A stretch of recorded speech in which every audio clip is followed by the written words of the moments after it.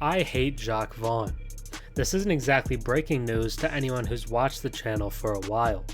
His blatant refusal to play Cam Thomas for nearly 2 months after dropping 40 points in 3 straight games was one of the most frustrating things in the NBA last season. Monty Williams gets a lot of attention, and rightfully so, as the Pistons have lost a single season record 27 straight games. But I think there's a really strong argument that Vaughn is the worst coach in the NBA, and Wednesday might be his biggest coaching malpractice yet. Heading into a game against the Bucks, the team was without 4 key players in Spencer Dinwiddie, Dorian Finney-Smith, Cam Johnson, and Nic Claxton due to rest. In fairness to JV, this likely wasn't his decision, and although I personally don't love it, it's not really on him. So Brooklyn entered the game at a clear disadvantage.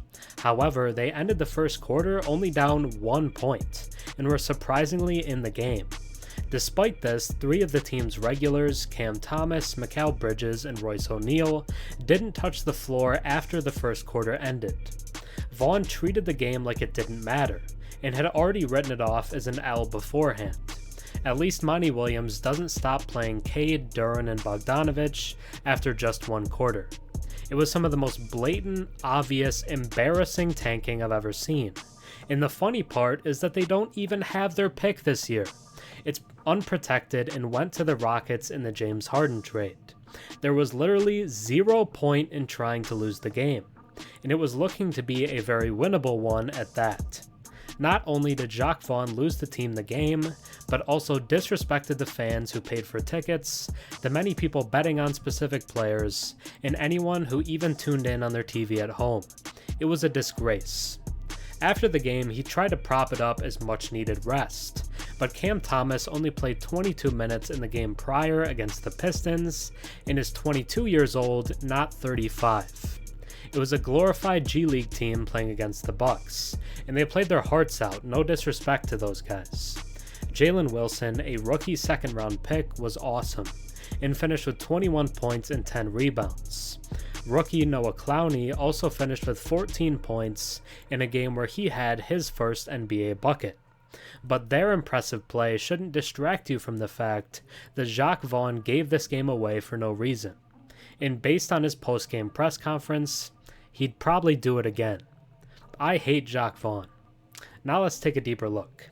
Before we get into the basketball crimes being committed by the Nets head coach, if you enjoy my content and watch a few videos of mine, think about subscribing.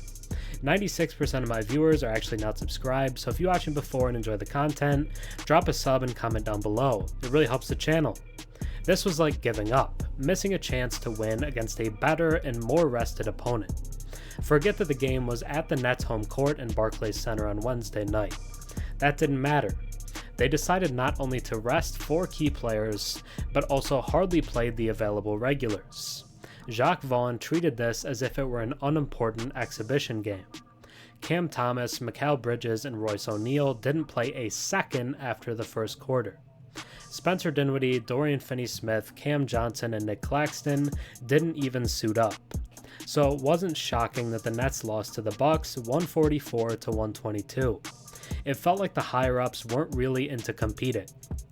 Rest seemed more important on what felt like a random G League night in Brooklyn.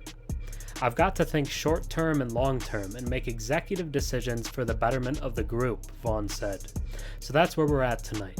Just being smart about what isn't presented in front of us. I wouldn't use smart to describe Vaughn's decisions in this game. The Nets have a packed schedule for the upcoming week. Starting on Wednesday, they're in the midst of 5 games in 8 days. However, it's worth noting that before Tuesday night's victory over the Pistons, they had enjoyed 2 consecutive days off. Interestingly, none of the Nets players rank among the league leaders in minutes played.